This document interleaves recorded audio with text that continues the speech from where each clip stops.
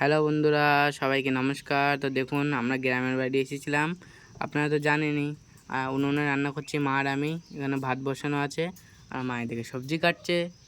তো এই আমার তো এঁচড় কাটবো আর আলু আর পনির হবে।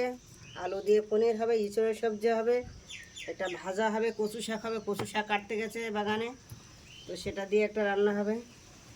বন্ধুরা, এখানে গ্রামের বাড়িতে তো কোনো সবজির অভাব হয় না। এ দেখো কচুরমুখী আছে, এখানে কাঁচা আমও আছে, গাছ থেকে পেড়ে নিয়ে এসছে, গাছের উচ্ছে সব কিছু আছে।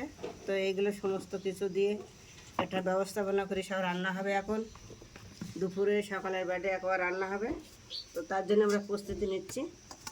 দেখো, গ্রামে কেমন লাগছে মা? খুব ভালো।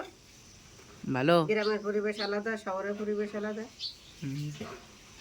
তো মা আর আমি এখন রান্না করছি, দেখুন। ব্যাস ভাত হওয়া মতন হয়ে গেছে। কাঠের জালে রান্না, আমরা তো দিল্লিতে গ্যাসেই রান্না করি, আর এবার কাঠের জালে রান্না করছি। তো মা সবজি কাটতে বসে গেছে।